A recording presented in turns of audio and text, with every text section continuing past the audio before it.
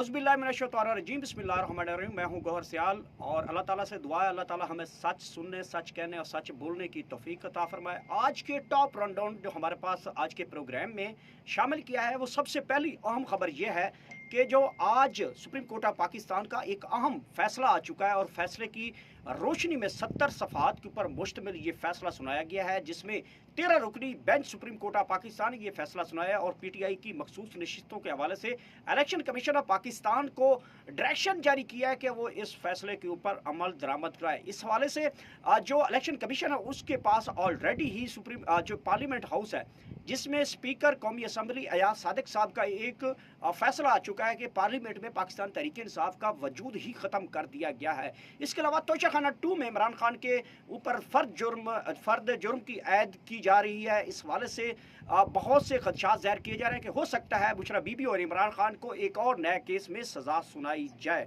इन तमाम पहलुओं के ऊपर बात करने के लिए आज हमें स्टूडियो में ज्वाइन किया है सरदार ज़हीम सदोज़ई साहब हैं, पाकिस्तान तहरीक इंसाफ से ताल्लुक़ है, सीनियर रहनुमा है और महर कानून है पाकिस्तान तहरीक इंसाफ के।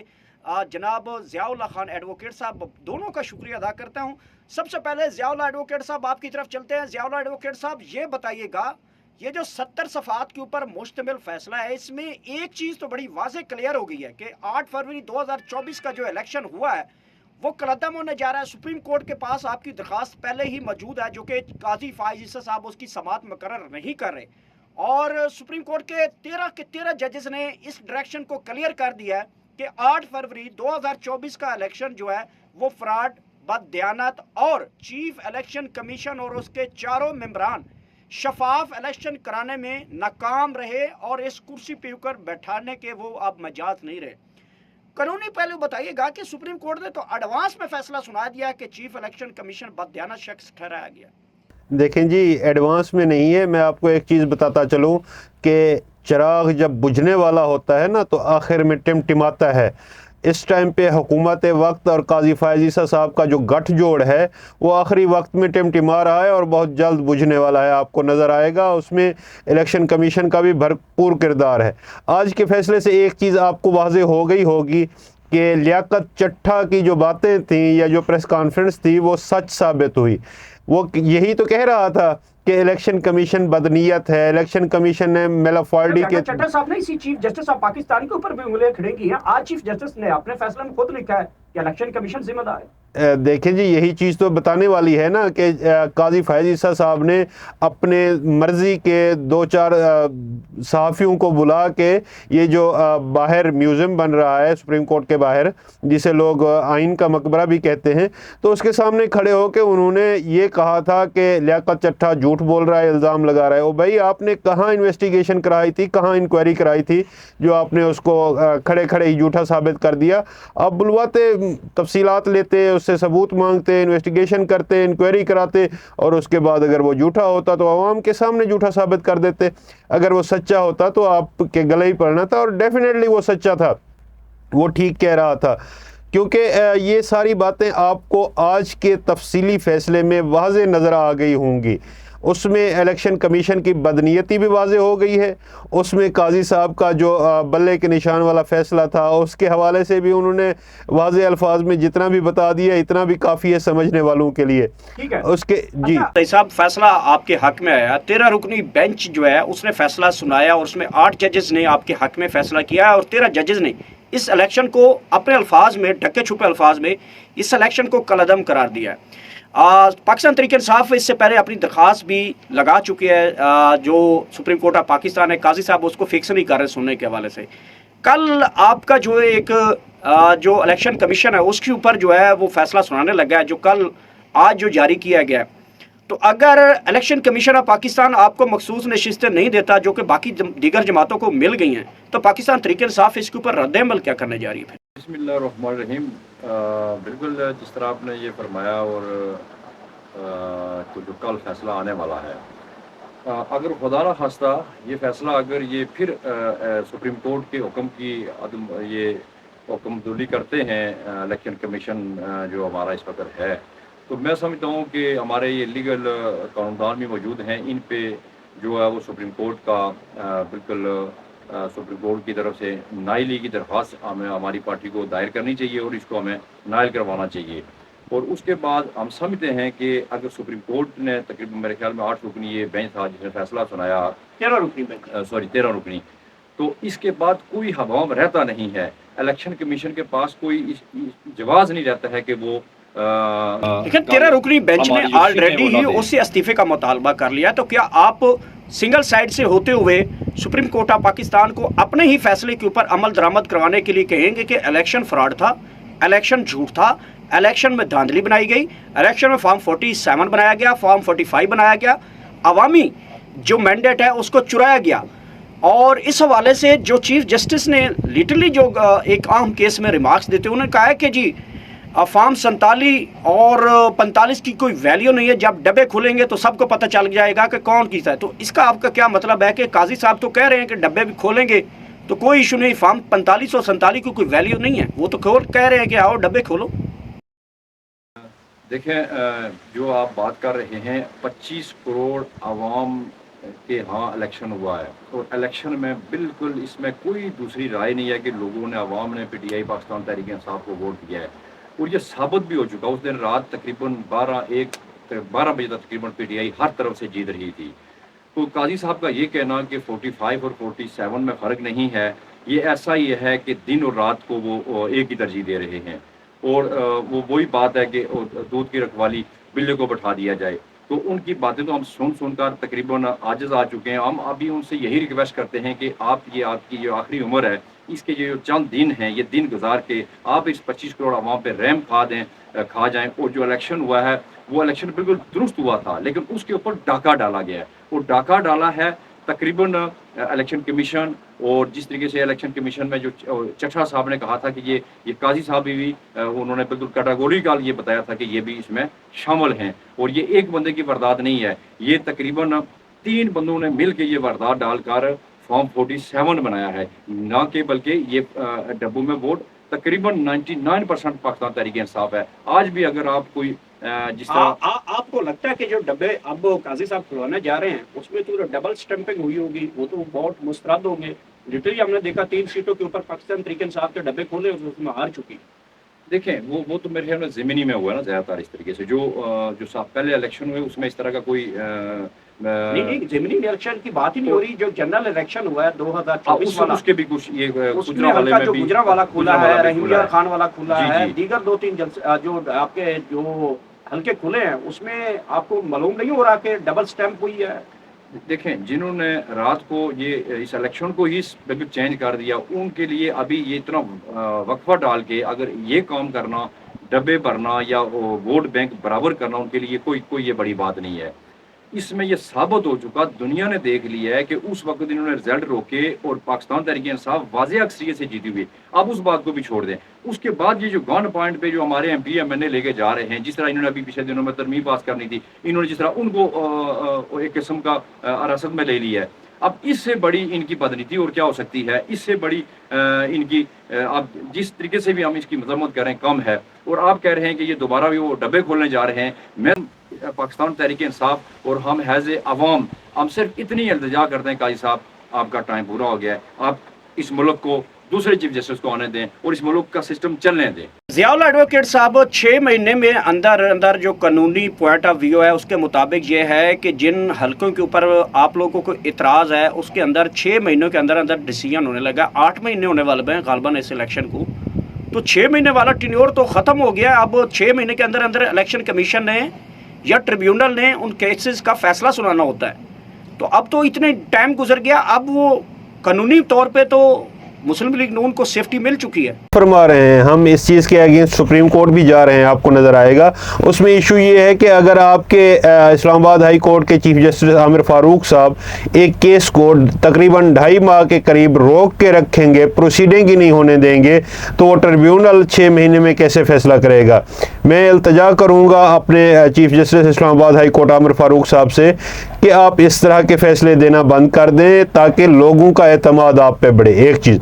दूसरी चीज़, जहाँ तक बात है कि उसमें हमने इंट्रा कोर्ट अपील फाइल कर दी है, जो इलेक्शन ट्रिब्यूनल के हवाले से चीफ साहब ने फैसला दिया था कि नहीं हम इसको इलेक्शन कमीशन को वापस भेजते हैं। वो आपको याद होगा जिस तरह हुमायूं दिलावर वाले केस में, और उसमें उन्होंने वापस 3 दफ़ा वापस भेजा था। ये वापस भेजते रहते हैं और उसी जज जज को भेजते हैं जिन्होंने किया होता है, या इलेक्शन कमीशन को वापस भेजा। ये चीज़ें तो सारी हैं आपके सामने है। हमारी लीगल जो हिकमत अमली है वो भी हम इंशाअल्लाह ऐसी बनाएंगे कि इनको दिन में तारे दिखाएंगे। एडवोकेट साहब, काजी साहब एक्सटेंशन की दौड़ में है और पाकिस्तान तहरीक इंसाफ के वकला जो है वो बड़ी बड़ी छोड़ रहे हैं आजकल के, हम जी बड़ी सड़कों के ऊपर तैयारी कर रहे हैं आने के लिए। ये पिछले 8 महीनों से बल्कि 2-2.5 सालों से कारकुन तो आपको देख रहा है कि काला कोड निकलेगा कब, वो निकलता क्यों नहीं है? बस बातें ही हैं, बस वो जितनी इनसे छुड़ाई जाए वही छोड़ी जा रहे हैं जी, बस कर रहे हैं। कोई उसका मुझे दिखाएं, कोई पहलू दिखा दें कि आप किसी दिन इतनी कालें दे चुके हैं कि वकला आए हों सुप्रीम कोर्ट और कराची से लेकर खैबर तक वकील आए हों इमरान खान को छुड़ाने के लिए। इमरान खान के नाम के ऊपर काले कोर्ट ने बहुत कुछ कमा लिया है। तो अब आप लोग काजी की एक्सटेंशन के खिलाफ सिर्फ काला ही दे रहे हैं, ग्राउंड पे कुछ नजर नहीं आ रहा। हम तो आपके सामने हैं, हमने कुछ कमाया नहीं है बल्कि अपनी जेब से ही लगाया है सारा कुछ। बात यह है, जहां तक आप काले कोड की बात कर रहे हैं, आपको याद होगा काले कोड ने आज से कुछ अरसा पहले से ही इस तहरीक का ऐलान भी किया, अमली करके भी दिखाया। आपको याद होगा कि इस्लामाबाद में भी हमने कन्वेंशन किया, लाहौर में भी कन्वेंशन किया, और उसके अलावा आज हमारा मनसेरा में भी एक कन्वेंशन था। ग्राउंड पे आना, सुप्रीम कोर्ट के बाहर बैठे बताएं कि कानून ऐसे चेंज नहीं होने देंगे हम। हजूर एक बैठेंगे एक जो एक्सटेंशन हो जाएगी अब तब जाएंगे। एक जो नेशनल समझता है कि ये वकला टीम इमरान खान और मुशर्रफ बीबी को बाहर आने नहीं देते। देखें जी, आप मुझे बात करने देंगे तो आपको तसल्ली से सारे सवालों का जवाब मिल जाएगा। बात यह है कि आपको नजर आएगा कि कोई भी अगर नेशनल लेवल की तहरीक शुरू होती है या बड़े काज के लिए जब लोगों को जमा किया जाता है तो उससे पहले मोबिलाइजेशन होती है, उससे पहले उनको आगाह किया जाता है, ब्रीफ किया जाता है, इन चीजों के लिए तैयार किया जाता है। जिस तरह इमरान खान ने अपनी कौम तैयार की। मिल जाएगी मोबिलाइजेशन कब आएगी? नहीं जी नहीं, एक्सटेंशन मिलना तो नामुमकिन वाली बात है। आपको नजर आएगा कि एक्सटेंशन बिल्कुल नहीं मिलेगी।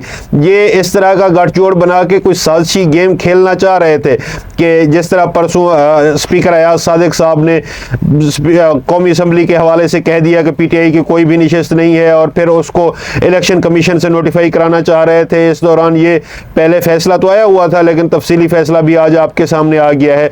उनकी कोशिश ये थी कि आपको याद होगा कि ये जो परसों ऑर्डिनेंस इन्होंने निकाला था, आप एक चीज नोट कीजिएगा, मेरे ख्याल में तो काजी साहब ने ऑफिस ऑर्डर पहले तैयार करवाया हुआ था और ऑर्डिनेंस बाद में पास हुआ, या पहले ऑर्डिनेंस पास हुआ और बाद में ऑफिस ऑर्डर जारी हुआ, क्योंकि दोनों पे टाइम नहीं लिखा हुआ। अगर टाइम लिखा होता तो हमें अंदाजा हो जाता कि ऑर्डिनेंस पहले पास हो गया था और काजी साहब ने ऑफिस ऑर्डर बाद में निकलवाया। काजी साहब ये वही काजी साहब हैं जो ऑर्डिनेंस पे एक सख्त स्टांस रखते थे और आज वो अपने फायदे के लिए उस ऑर्डिनेंस को जारी हो ऑफिशियली, अभी मैं समझता हूँ नहीं जारी हुआ था, जारी होने से पहले ही ऑफिस ऑर्डर निकाल लेते हैं और उस ऑर्डिनेंस पे इंप्लीमेंटेशन शुरू कर देते हैं। सैकड़ों जी मैं अपनी जरा बात मुकम्मल कर लूं कि सैकड़ों का ऑर्डिनेंस ऐसे हैं जो ऑलरेडी इसी सुप्रीम कोर्ट से वो कलअदम करार दिए जा चुके हैं, तो ये भी कलअदम करार दिया जाएगा। इसको हमने वैसे चैलेंज भी किया हुआ है, लाहौर हाई कोर्ट में कल के लिए फिक्स भी है। बाकी जहां तक आप आज के फैसले की बात करते हैं, आज के फैसले का मकसद हमारा तो ये इतना ही है कि जो हक है वो हकदार तक पहुंचना चाहिए। मंसूर अली शाह साहब का भी इतना ही है और उनके साथी 8 जजेस का भी इतना ही है। लेकिन इसके बाद आप देखिएगा काजी फायज ईसा साहब पॉइंट आ गया सरदार ज़हीम सदर साहब, मुझे ये बताएं, ये जो भाई साहब आपसे बैठे हैं आपके साथ पैनल पे, ये कई अरसे से हम सुनते आ रहे हैं कि जी हम रैलियां निकालेंगे, हम सड़कें ब्लॉक करेंगे, हम अदालती बाइकाट कर देंगे, हम यूं कर देंगे, हम यूं कर देंगे। कारकुन जो हैं पाकिस्तान तहरीक इंसाफ का, वो मौजूदा जो लॉयर टीम है उसके ऊपर ट्रस्ट नहीं करता हुआ दिखाई देता, बल्कि कहता है कि खान इसी वजह से है। इस हवाले से हमने अलीमा खान की भी स्टेटमेंट आपने देख लिया है, वो कहती है कि जो मौजूदा लोग पाकिस्तान तहरीक इंसाफ की सियासी और कानूनी लोग हैं वो ही मेरे भाई को बाहर नहीं आने देते। क्या वजह है कि आप समझते हैं कि ये जो लीगल टीमें हैं ये इमरान खान की रिहाई के लिए सही तकद्दो कर रही हैं? आपने तो काफ़ी बड़ी बात कर दी है, लेकिन जो मेरी समझ है, मैं भी इन लोगों के साथ ही रहता हूँ, चलता हूँ और हम लोग ग्राउंड पे भी काम कर रहे हैं। मैं नहीं कह रहा, ऐसी बात इमरान खान की सगी बहन कह रही है कि ये लोग नहीं बाहर आ रहे। देखिए ये उनका अपना पॉइंट ऑफ व्यू है, वो अपने नज़रिए से, वो अपनी सोच से बात कर रहे हैं, लेकिन मैं अपना जो कहीं ना कहीं फिर बात तो है, अगर बहन एक सगी बहन को, एक बहन को जब भाई गिरफ्तार नजर आता है, जेल के अंदर नजर आता है, वो तो दिल की बात बताएगी ना पब्लिक में आके। मैं आपको थोड़ी सी ग्राउंड की बात कहता हूँ, क्योंकि अलीमा बाजी चलो ठीक है, वो जिस तरीके से वो फाइट कर रही है उनकी भी एक बड़ी ग्राउंड की जो बात है, जो हमारी कारकुन की बात है। देखें जब हम कारकुन इस पुलिस जो है ये जो अभी ये गुंडागर्दी मची हुई है और कारकुनों को गिरफ्तार करती है, कितना तजलील करती है, घरों में डाकाजानी करते हैं, तो उस कारकुन को, उस जमात को तहफ़्फ़ुज़ देना या कोर्ट में डिफेंस करना, वो ये वकला करते हैं। और वकला का बड़ा एक कारकुन को एक सहारा, जिसको आप समझते हैं सहारा होता है। और ये मुत्तहिद होके हम चलेंगे तो तभी खान साहब के लिए आगे वो यही का पाकिस्तान तरीके बनता है। इंसाफ दूसरी अगर बात, वकला तहरीक अगर निकलती है, ये काजी अगर वकला तहरीक निकलती है, अगर पाकिस्तान तरीके इंसाफ उनके साथ खड़ी है या फिर वो अलग प्लेटफॉर्म लेके आएगी। ये जो अभी एक और इनसे आपने सवाल किया कि काजी साहब के हवाले से, अब काजी साहब के हवाले से वो बिल्कुल स्पेसिफोन अलग हो के वकला को एक इनिशिएटिव लेना पड़ेगा और वकला को एक भरपूर अंदाज से तहरीक का आगाज़ करना पड़ेगा। और उसमें इंशाअल्लाह पाकिस्तान तहरीक इंसाफ न सिर्फ बल्कि हम कारकुन, हम इनसे ये कहते हैं कि हम इनके साथ शाना बशाना खड़े होंगे। और जो बाकी जो मामलात हैं उसमें तो ये ऑलरेडी सरफहरिस्त अपना रोल अदा कर रहे हैं। सबसे सही साहब, आपका पॉइंट आ गया। इस वक्त जो आज केस की आम समाअत हुई है तोशाखाना 2 के हवाले से, और गवाहान भी भुगत चुके हैं, उसके सारा रिकॉर्ड भी आ चुका है। जो तोशाखाना 2 में बुशरा बीबी और इमरान खान ने जो चीज़ें सेल की हैं उसकी परचेजिंग रसीदें भी आ चुकी हैं। अब फर्द जुर्म की तरफ मामला बढ़ रहा है, तो समझते हैं ज़ियाउल एडवोकेट साहब, अब खान साहब को तोशाखाना 2 में सज़ा सुनाई जा रही है, इमरान खान को मज़ीद अंदर रखा जाएगा। मैं समझता हूँ कि ये आईन पाकिस्तान और कानून पाकिस्तान के साथ एक मजाक हो रहा है। एक जुर्म में 2 सज़ाएँ नहीं हो सकती। ऑलरेडी तोशाखाना केस कंक्लूड हो चुका है और उसमें खान साहब बरी हो चुके हैं, बेल पे हैं, बाकी मामलात भी आपके सामने हैं। इससे बड़ा मजाक और क्या होगा कि इस्लामाबाद हाई कोर्ट या कोई भी हाई कोर्ट आर्डर करती है कि 5 दिन के अंदर अंदर आपने नेशनल जुडिशल पॉलिसी के तहत बेल का फ़ैसला करना होता है। बेल लटकाई जा रही हैं और ट्रायल को डेली बुनियादों पे फिक्स किया जा रहा है। ये अफसोस का मुकाम नहीं है, ये अनहोनी नहीं हो रही। और अदालतों के जो कॉन्स्टिट्यूशनल कोर्ट्स हैं उनके अहकामात को हवा में उछाला जा रहा है, उनके अहकामात को रौंदा जा रहा है, उनकी बात नहीं सुनी जा रही। और जो ताकतवर हैं वो कहते हैं हम अपनी मर्ज़ी के फ़ैसले कराएंगे। ऐसा नहीं होता और ना हम होने देंगे। इनको चाहिए कि फिल बेल सुने और उसमें बेल दें जो बनती है। पॉइंट आ गया जी। सरदार सईम सदर ज़ईद साहब, मुझे ये बताएं, तोशाखाना आपके ऊपर तो फिक्स है, ये जो वज़ीर आला पंजाब हैं जनाब मरियम नवाज साहबा और जरदारी हूँ या फिर बिलावल हूँ या फिर मौलाना जनाब नवाज शरीफ साहब हूँ, इन्होंने कट्टे वेड़े वच्छे BMW और पाइन एप्पल जैसी चीज़ें नहीं छोड़ी। ये रिकॉर्ड का हिस्सा है जो इलेक्शन कमीशन ने तोशाखाना में साबित कर चुके हैं कि इन्होंने गिफ्ट लिए हैं और नीलामी के बगैर भी लेके गए हैं। आप उनके खिलाफ पाकिस्तान तरीके इंसाफ अभी तक कोर्ट में क्यों नहीं जा रही कि उनके केस क्यों नहीं खोले जाते? वजह क्या है? कोई एक सिंगल दरखास्त तो दिखा दे पाकिस्तान तरीके इंसाफ कि कहीं दर्ज की हो कि पाकिस्तान तरीके इंसाफ ने कि उन्होंने जुर्म किया, उनको अदालत पूछती नहीं है, उनको इलेक्शन कमीशन नहीं पूछता। आपके पीछे तोशाखाना 1, तोशाखाना 2, तोशाखाना 3, टोचाखाना लगा हुआ है। जी सरदार साहब, इस बात का जवाब मैं इनको दे दूं। इनकी इतला के लिए अर्ज है कि ऑलरेडी हमने दरखास्तें जमा कराई हुई हैं, इलेक्शन कमीशन में पेंडिंग है। आपको मैं प्रोवाइड कर देता हूं, मीडिया के पास भी ऑलरेडी मौजूद है। इलेक्शन कमीशन का रिकॉर्ड चेक कर लें, हमारे ऑलरेडी इनके खिलाफ केसेस फाइल्ड है इलेक्शन कमीशन में। तो फिर अदालत क्यों नहीं इसके ऊपर कुछ स्टांस ले रही? इस्लामाबाद हाई कोर्ट को लेना चाहिए। अच्छा चलो, इसको आपके पास है। अब आप देखें, इस मुल्क में अंधेर नगरी और चौपड़ राज है। आप कह रहे हैं जब यहाँ जब ये जो सिस्टम चला हुआ है डे 1 से, जिस दिन से ये रजीम चेंज आई, क्या वो हकीकत थी? उसके बाद जिस तरीके से खान साहब को बंद किया, क्या वो हकीकत थी? उसके बाद जिस तरीके से PTI की पाकिस्तान तहरीक इंसाफ पर केस बनाई गई, क्या वो हकीकत थी? एक तसलसल से पाकिस्तान तहरीक इंसाफ को ख़त्म करने की अभी तक इनकी साजिश जो है वो जा रही है। और एक तरफ अवाम, गरीब अवाम, और ये वकला जो है वो अवाम के साथ खड़े हैं और खान साहब के साथ खड़े हैं। ठीक है, पॉइंट आ गया। सरदार साहब, मुझे ये बताएं कि पहले आपने कहा कि मियाँ वाली जलसा होगा, अब आप कहते हैं रावलपिंडी। मियाँ वाली में क्या पंजाब पुलिस नहीं करने दे रही, या पिंडी में आपको पंजाब पुलिस करने दे रही है, या पिंडी वाले करने दे रहे हैं? देखें, पंजाब पुलिस कहाँ नहीं है, वो जगह बताएं मुझे। लाहौर में भी आपने देखा है, हम लोग वहाँ गए थे, वहाँ उन्होंने क्या जुल्म और सितम किया है, उसके बावजूद वहाँ जलसा। क्या पिंडी वालों ने कोई मोहब्बत तो ज्यादा नहीं दिखा दी? आए आप इधर जलसा कर रहे हैं, छोड़े मियाँ वाली क्या होता है? ये अच्छा हो गया है कि मियाँ वाली थोड़ा साइड पे है, मेन सिटी रावलपिंडी है। रावलपिंडी आपको पता 50 लाख का ज़िला है ये, और यहाँ पहले होना चाहिए। और बड़ा ज़बरदस्त खान साहब ने डिसीजन लिया है और बिल्कुल पिंडी तैयार है, हम लोग तैयार हैं और पिंडी सेंट्रल भी है। और इसके साथ आपके ऊपर जिम्मेदारी भी बढ़िया, आप पिंडी को लीड कर रहे हैं इंशाल्लाह। और हमें पूरा यकीन है कि ये जलसा इंशाल्लाह सारा पिंडी इस्लामाबाद और लाहौर का भी रिकॉर्ड तोड़ेगा और जबरदस्त फैसला खान साहब का, इसको हम अप्रिशिएट करते हैं। ठीक है, प्रोग्राम की क्लोजिंग की तरफ है, एक मुझे अपना जो कमेंट लाजमी दीजिएगा। DGISI जनाब नए तैनात हुए और वो 30 सितंबर को गलबन वो अपना ओथ लेंगे अपनी जिम्मेदारियों का। जनाब आसिफ मलिक साहब नए DGIS हैं। ज़ियाउल एडवोकेट साहब क्या उम्मीद रखते हैं पाकिस्तान तहरीक इंसाफ के साथ जो रवैया हो रहा है वही चलेगा या कुछ चेंज होगा? देखिए जी, हमें तो सिर्फ उम्मीद अदालतों से है या अल्लाह पाक से है। अल्लाह पाक के अलावा हमें किसी से कोई उम्मीद नहीं है। जिस तरह पिछले 2 साल से हमारे साथ, जिस तरह पिछले 2 सालों से हमारे साथ हो रहा है, बस अल्लाह ही खैर करे। बाकी मैं आखिर में आपको सिर्फ थोड़ा सा आज की केस के हवाले से ज़रा बताता चलूँ। जी, आपको इतना बताता चलूँ कि इलेक्शन कमीशन को हर सूरत सुप्रीम कोर्ट ऑफ पाकिस्तान के इस फैसले पर अमल दरामद करना होगा, वरना 100% तौहीन अदालत के लिए, नाअहली के लिए और घर जाने के लिए तैयार हो जाए। एक और ब्रेकिंग न्यूज भी मैं आपको देता चलूं कि चीफ इलेक्शन कमिश्नर इस्तीफा देने जा रहे हैं। वो अब वजन नहीं बर्दाश्त कर पा रहे जो उनके ऊपर आ चुका है।